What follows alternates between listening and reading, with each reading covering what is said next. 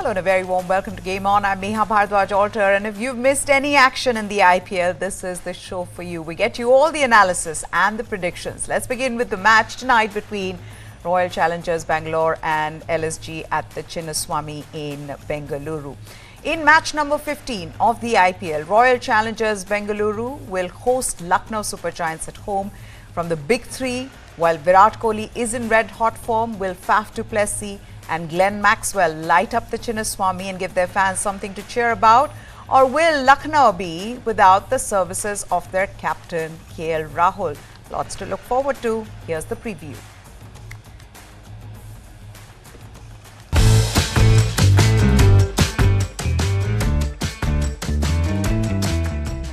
Virat Kohli is the only man performing for Royal Challengers Bengaluru this season. The best for the RCB has also been the best run aggregator in the tournament so far with 181 runs. Rajasthan Royals informed lad Riyan Parag has also matched Kohli on Monday as he joined highest run getter of IPL 2024. Dinesh Karthik, the death over specialist in the RCB camp, is the next best for his team with 86 runs in 3 matches. That exposes the chunks in RCB middle order, which is flooded with big names and marred by poor performances. Skipper Faf du Plessis will be worried about this issue in the home game against Lucknow Super Giants. Skipper has himself failed to set an example as a batter.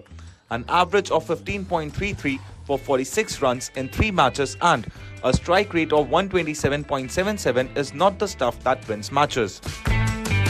Maxwell is looking like a pale shadow of the batter who had taken the ICC World Cup in India last year by storm. The man to slam 128 ball 201 in World Cup against Afghanistan has realized a mere 31 runs in 3 outings, averaging just 10.33 with a strike rate of 124.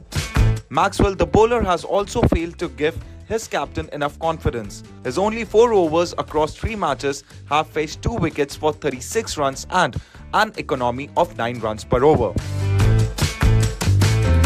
Cameron Green, the Australian all-rounder with the tag of match winner, has also let RCB down. His 3 outings have been worth only 54 runs and a poor 112.5 strike rate. Green has bowled 6 overs in 3 matches for 2 wickets and economy of 8.83. Du Plessis need to use those bowling resources a little better.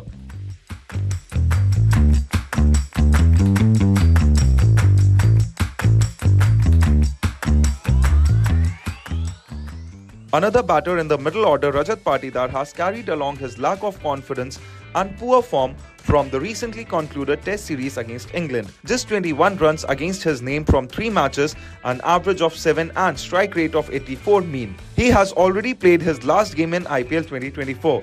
He should be and would be the first change in the RCB 11.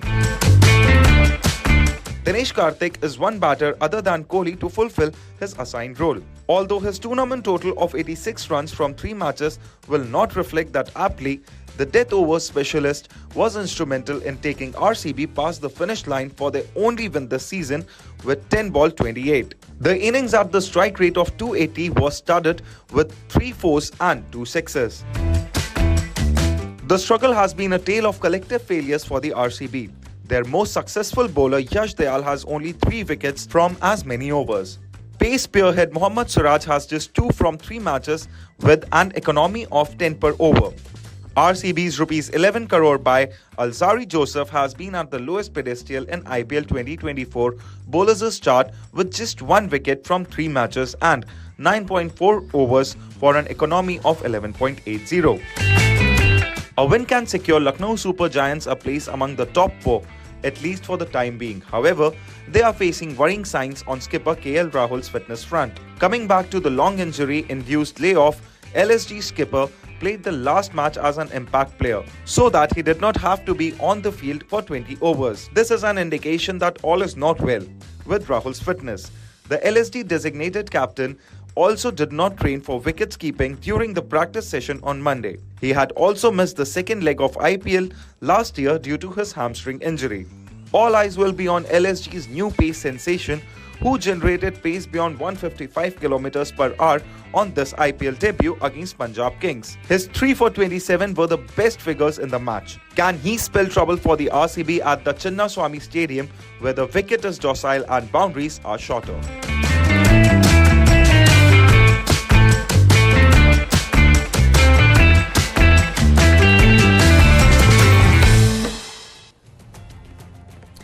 Mayank Yadav's entry in the Lucknow Super Giants camp is quite interesting. It is more by accident than design. LSG assistant coach Vijay, he was with the team last year, and he revealed how he spotted the 21-year-old pace merchant. How and where did he find Mayank, and what actually made him get impressed by Mayank. This is what Vijay had to say, and I quote, "Mayank doesn't have much of an experience as far as being first-class bowler. Although in this year's the other trophy, he's given everybody a bit of a teaser on what he's capable of. He was bowling 150 plus there as well. But you want me to rewind a little bit more on how he came into the scene? I think I was coaching the UP team in the Ranji Trophy, and we were playing in Mohali, and next to our net the Delhi team was practicing. So I was just standing there and I saw this kid, and it slowly moved towards the Delhi nets to have a look at him, and he was amazing. What I loved about his run-up, you want to put everything in one bracket and see what is there, what is the reason behind him, why he's bowling the way he's bowling. And you know, there are few names who are batting in that net experience, and he was troubling them like anything. And there were few who were in the UP side as well in my nets, and he was looking far better than those guys. So impressed was Daya with what he saw, that he immediately got the young pacer to Lucknow after the net session and remains confident of Yadav's potential.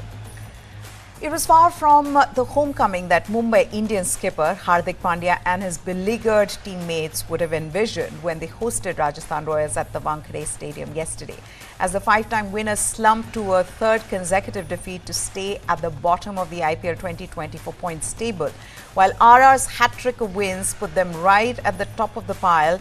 Put into bat by Sanju Samson, MI slumped to 20 for 4 in no time, with Trent Boult dismissing 3 of the top 4 batters for Golden Ducks, and a total of 125 for 9 in 20 overs.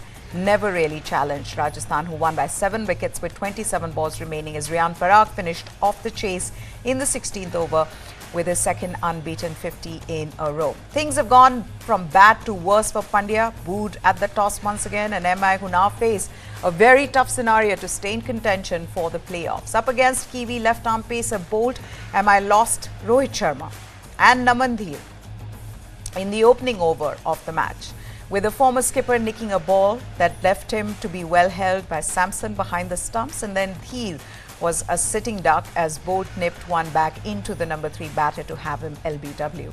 MI immediately opted to bring in Dual Brevis as their impact player, but the South African batter lasted just 1 ball as he steered a delivery from Boult straight to short third man to leave Mumbai reeling at 14 for 3. Ishan Kishan lasted 14 balls before he got a ripper of a delivery from Nandre Berger, which brought to the crease the new MI captain Pandya in just the 4th over.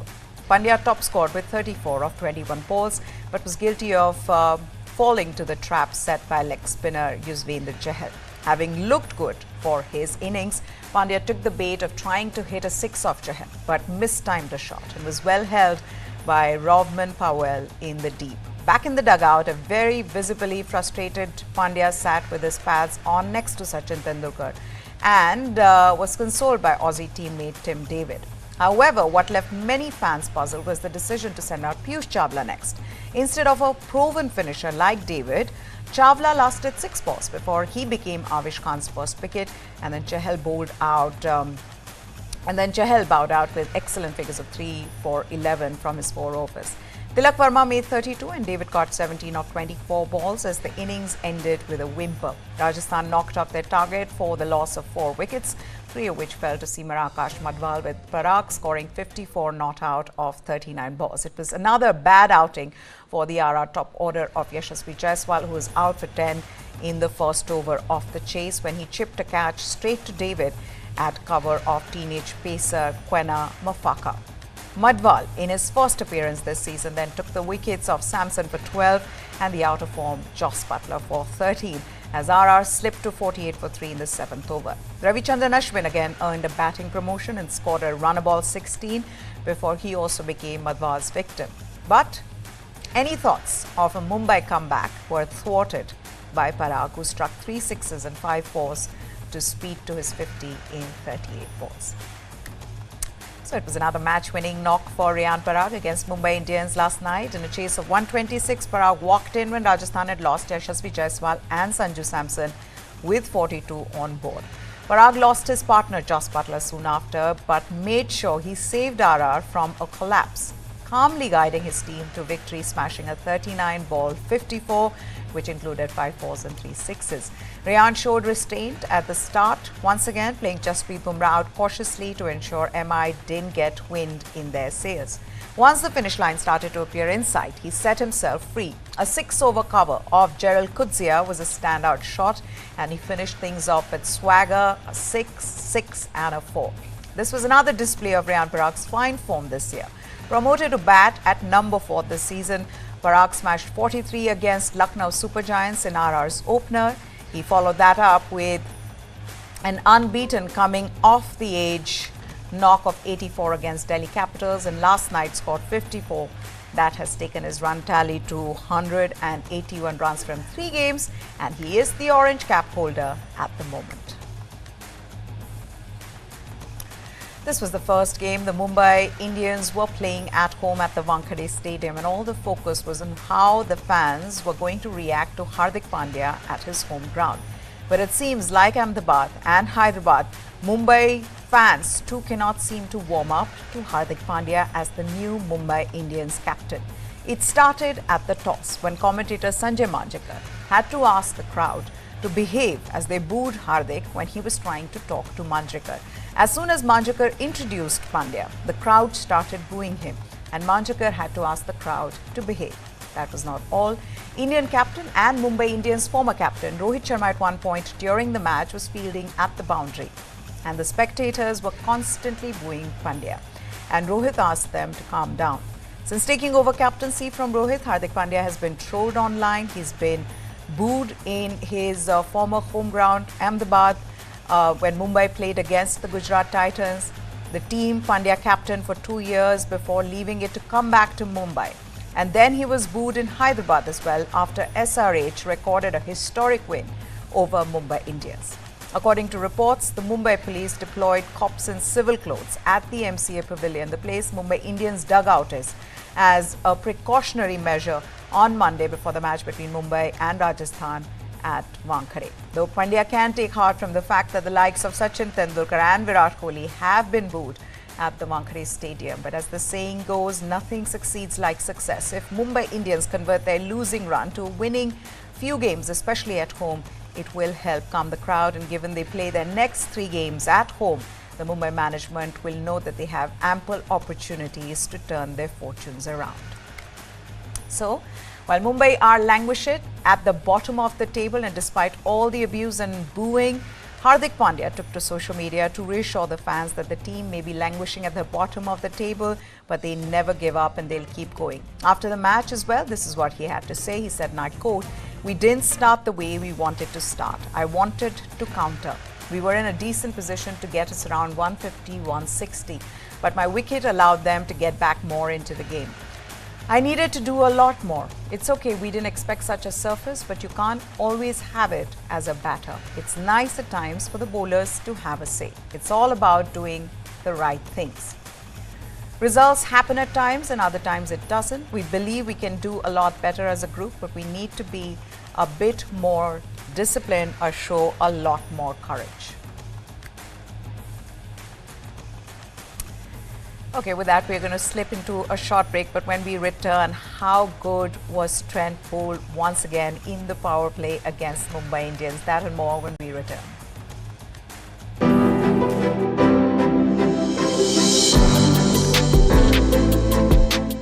Luxury is now becoming a need rather than something that you aspire to be. So that is adding a lot of fuel. Obviously, government has played a vital role in it. In a city like Mumbai, a luxury home may be something upwards of rupees 10 crores. In city like Delhi, again maybe something upwards of 8-9 crores. But in Bangalore, we typically define a luxury home, anything which is upwards of about 3 crores. It's a combination of increased wealth, availability of more luxurious homes, and simultaneously the overall economy doing better.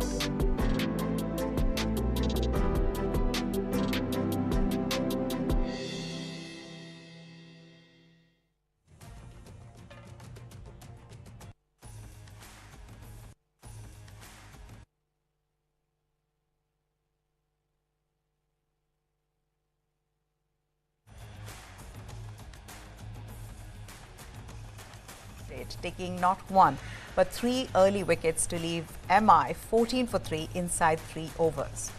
Boult, who before yesterday's match was already the most successful opening over bowler in IPL history with 23 wickets, extended his tally to 25 by removing Rohit Sharma and Namandhir for ducks of successive deliveries.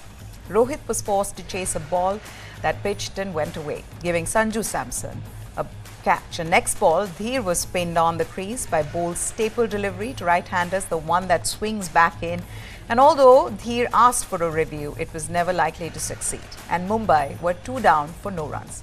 Pumped up by those 2 wickets in his first over, Boult then went on to get MI's impact player, Dual Brevis, for 0-2, which meant that MI's first 3 wickets had all been Golden Ducks. That devastating opening spell from Boult paved the way for RR's 6-wicket win, with the Kiwi finishing with 3 for 22 off his 4 overs. After the win, player of the match Boult was modest in his assessment of how he had bowled, saying he was happy to fill his role and take wickets with the new ball.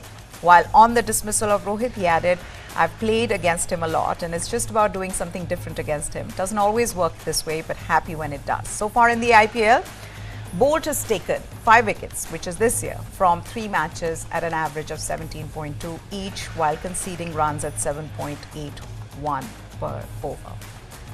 And this is what Rajasthan Royals captain Sanju Samson had to say about Boult. He said that he actually didn't imagine that his bowlers will end up picking 4 or 5 wickets with the new ball, but credited the duo. He said, "I think that toss was a game changer. I think pitch was too sticky to start off, and the experience of Trent, Boult and Nandre Berger's speed up front, we used it really well."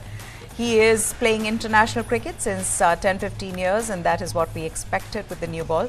"I didn't expect Mumbai will be 4 to 5 wickets down, but that was a really great effort from them." After Mumbai were tottering at 20 for 4 in 3.5 overs, Tilak Varma and Hardik Pandya tried to steady the innings. And for a while, it looked like Mumbai could get out of the hole that they had dug for themselves. Varma and Hardik built a partnership of 56 runs for the 5th wicket, but in came Yuzvendra Chahal, who dismissed both of them to end any chances of a Mumbai recovery. Hardik was out for 32 after he holed out at mid-on trying to hit Chahal, and Tilak was sent back to the pavilion after he mistimed a googly by Chahal to edge to Ashwin at short 3rd man. An important partnership was broken, and Chahal showed how important he is for Rajasthan Royals. Chahal got another wicket late in his innings as he completed his 4 overs with an economy of just 2.75, which included 16 dots. Imagine 16 dots out of the 24 that he bowled. Chahal's been a consistent performer in the IPL, and he sits at the top of the wicket-takers list. But that's not all. He's also the leading wicket-taker in T20 internationals, and yet Chahal has never played a game in the T20 World Cup. Will that change this time around? With the 2024 T20 World Cup scheduled in the West Indies and USA right after the IPL. Despite doing well in limited overs format for India these days, Chahal's name has come down the pecking order when considering spin attack for the Indian team. Not only does the Haryana-born spinner have the knack of taking wickets in the middle overs, he also maintains an economical bowling rate in T20Is. But despite impressive numbers, he last played a T20I in August of last year. If he does well in the IPL, he might finally get a ticket to the T20 World Cup. Now, Samson, as captain, praised Chahal and Ashwin for how good they've been for RR. He said, "We know we have really big individuals in our team, but where we stand out is we recognize what the team demands, keep doing our role and move ahead."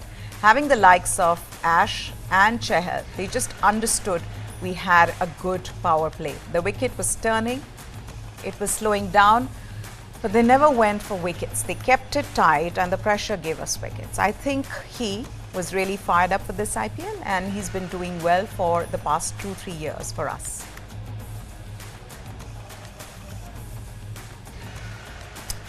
All right, time for us to get you who are the top run scorers of the IPL so far. Riyan Parag of Rajasthan Royals, he's the current holder of the orange cap with 181 runs after MI versus the RR match, while RCB's Virat Kohli is a close second.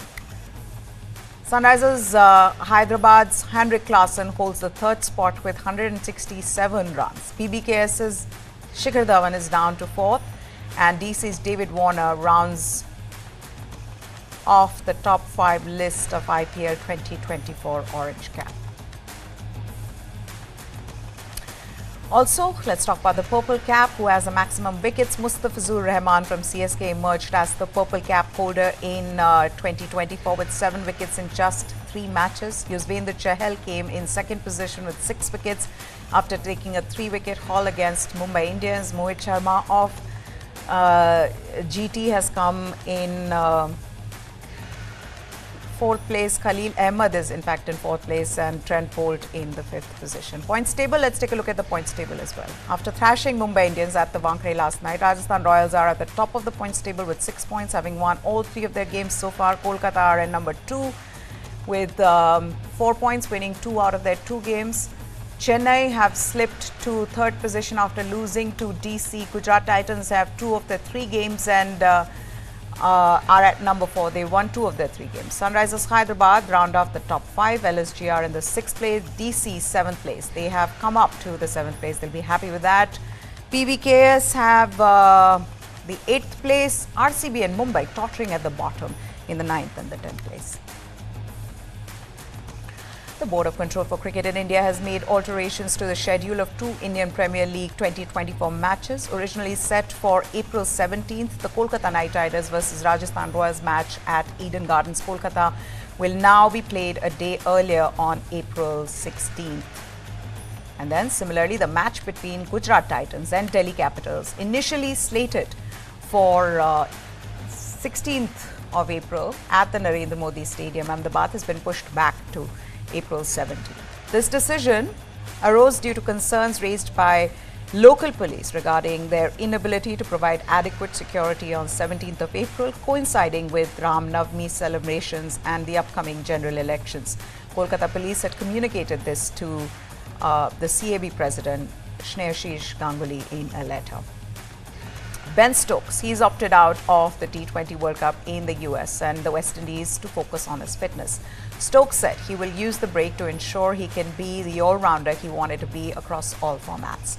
Stokes had a knee surgery over the winter and bowled just 5 overs during the recent 5-test series in India.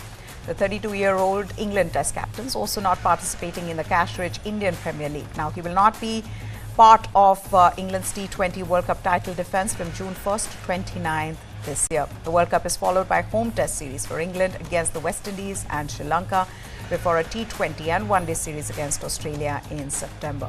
Stokes said opting out of the IPL and the World Cup will hopefully be a sacrifice that allows me to be the all-rounder I want to be for the foreseeable future.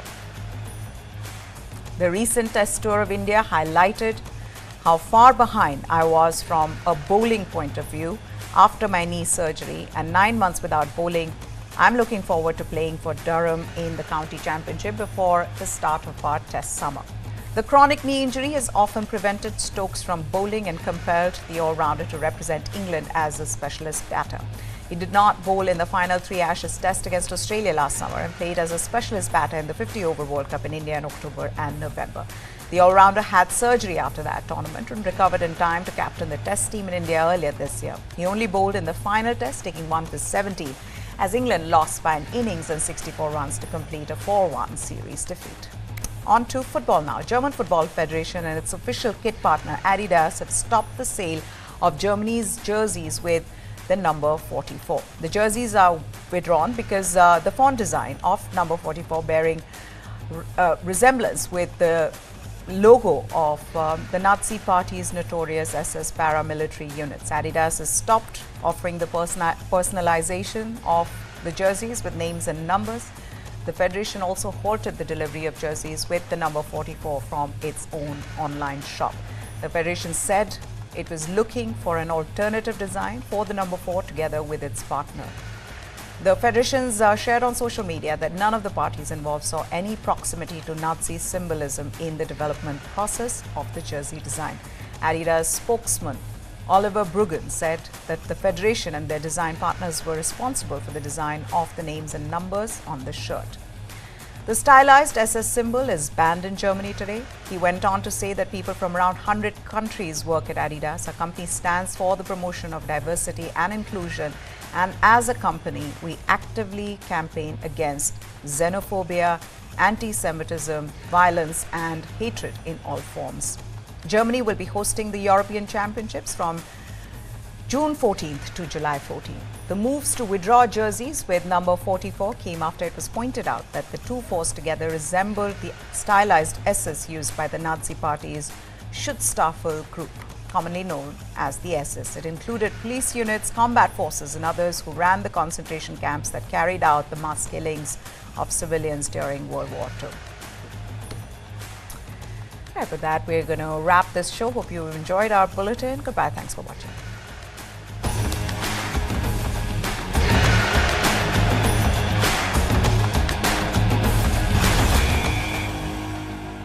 You were the chosen one to direct Mr. Bachchan for his first endorsement, for his first appearance on the small screen.